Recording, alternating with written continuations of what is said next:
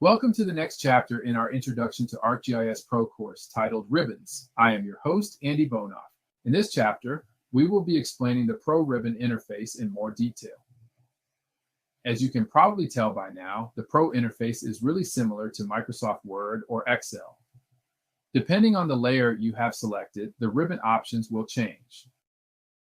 We will be going through every ribbon and discussing a few of the more important groups and icons. If you are an ArcMap user, the concept of ribbons will be very different than what you are used to.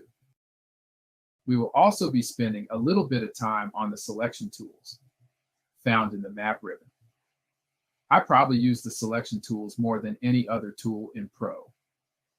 We will show how to use the manual selection tool as well as select by attributes and location. Let's get started. Okay, here we are back at our mapping project. In the table of contents, we have a point layer, polygon layer, image layer, and our basemaps. I want you to keep your eye on the ribbon as I click on each of these features. When I clicked on the first two layers, which are vector layers,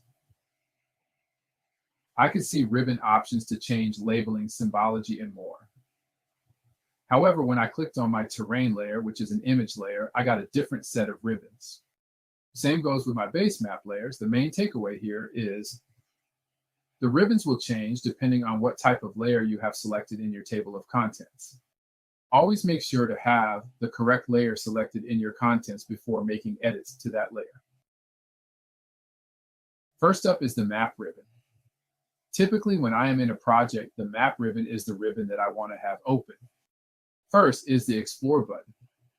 This button has replaced the information in hand buttons from ArcMap. Now, this one button both identifies on the map and moves you around the map. As you can see here, I can use the Explore tool to click on a substation to get more information on a pop-up. I can also move myself around the map with the Explore button. Next are bookmarks. It's pretty easy to set a bookmark so you can quickly get back to a specific point of interest. The Go to XY button allows you to enter a specific coordinate, like latitude and longitude, and the map will either zoom you to that location or add a pin on your map at that point.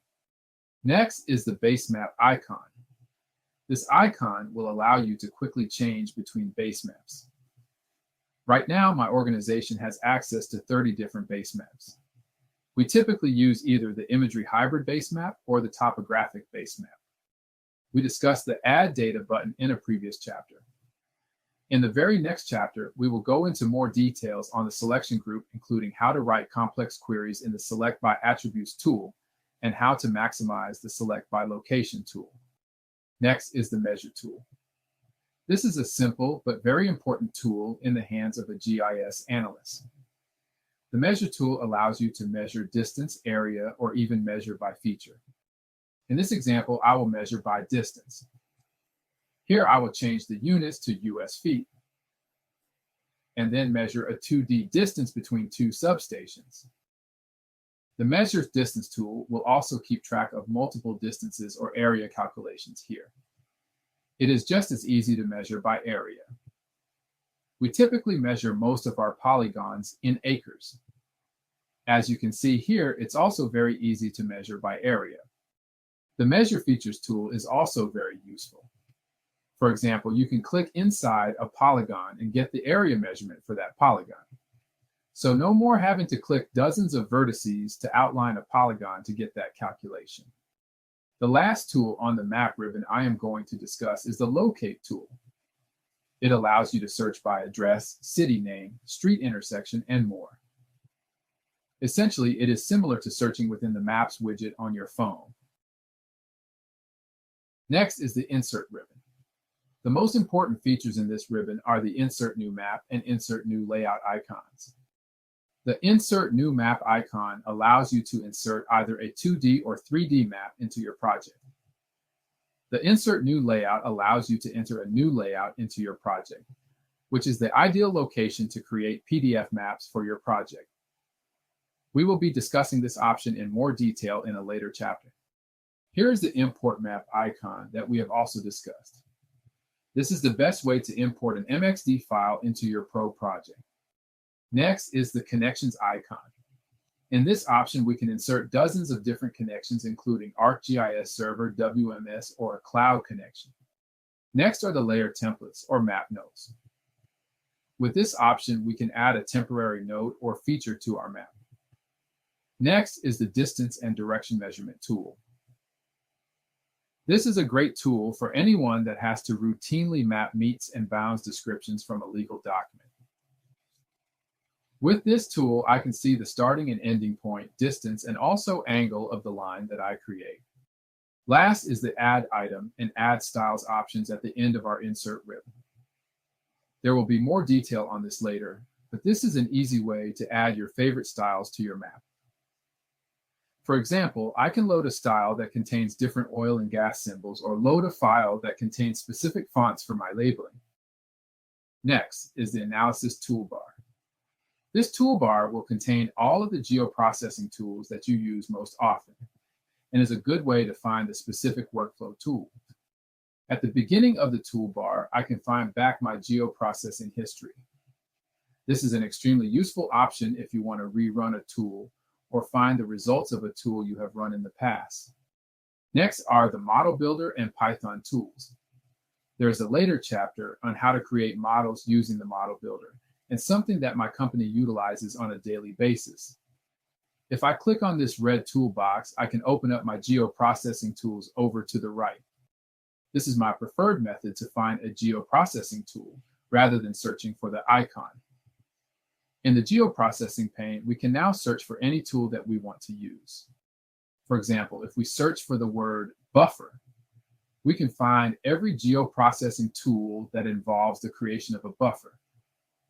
We can see the obvious one, the buffer analysis tool, but also other useful buffer tools, such as the multiple ring buffer tool.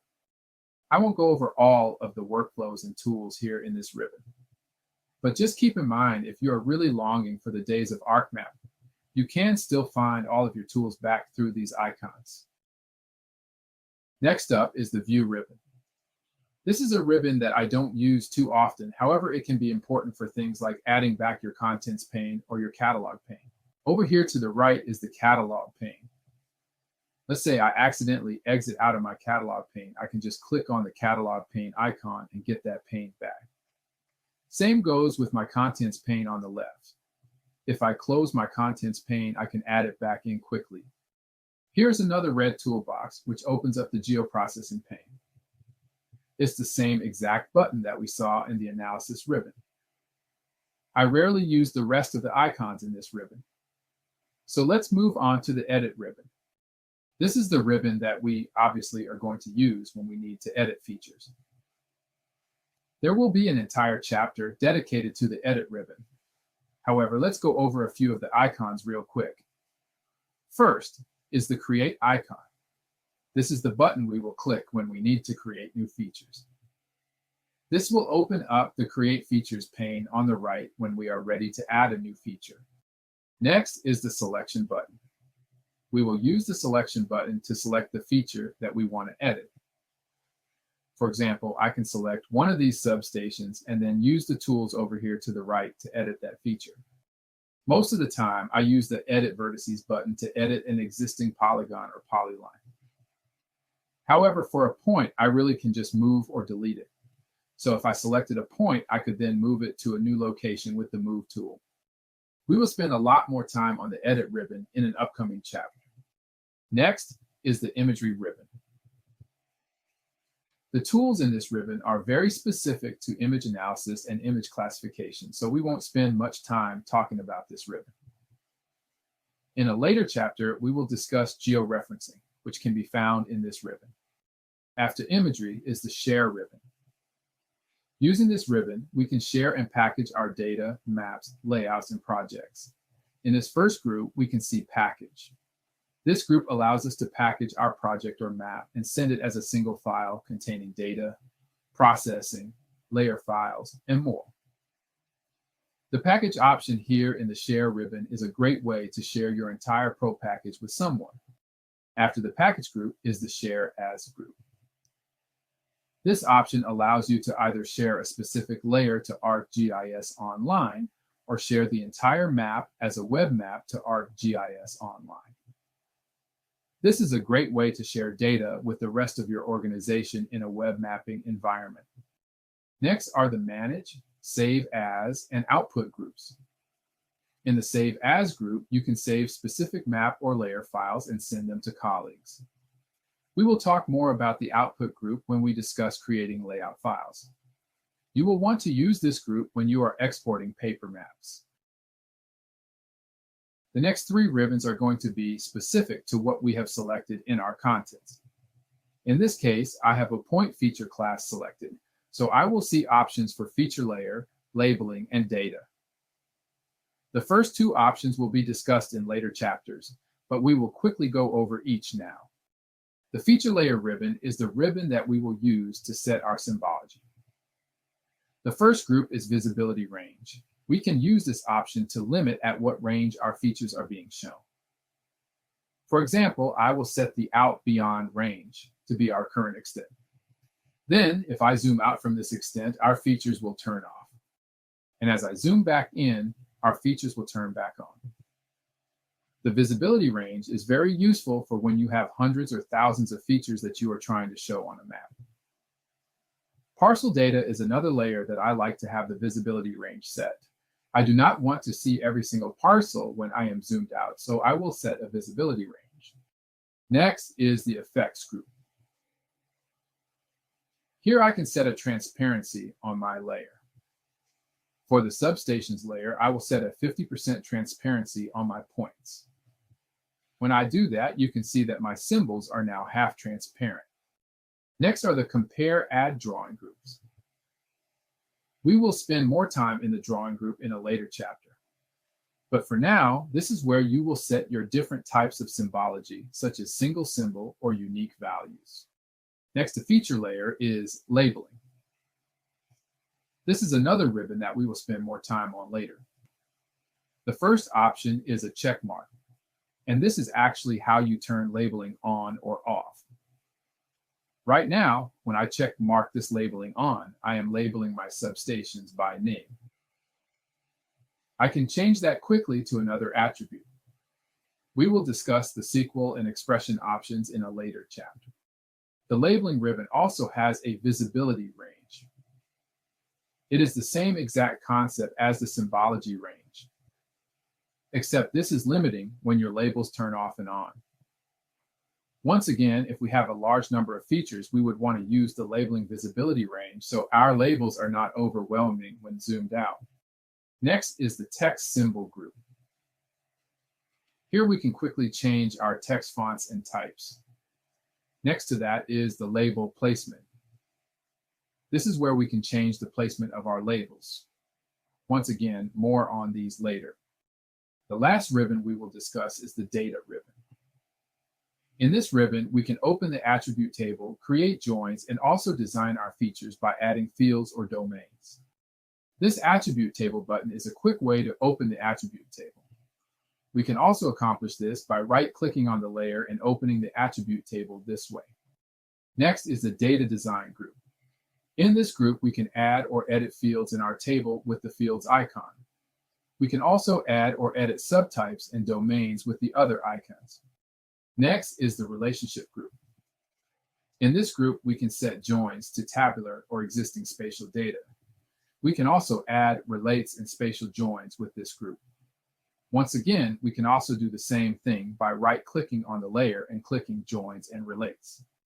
You probably have noticed by now, but in Pro, there are typically more than one way to accomplish a task. Lastly, in the data ribbon, we can export features, export tables, and create charts. Almost everything in the data ribbon can also be done by right-clicking on the layer. Here, when I right-click on the layer, you can see data, sharing, and create charts. That is all for now on the ribbons, with more to come on specific ribbons like symbology and labeling.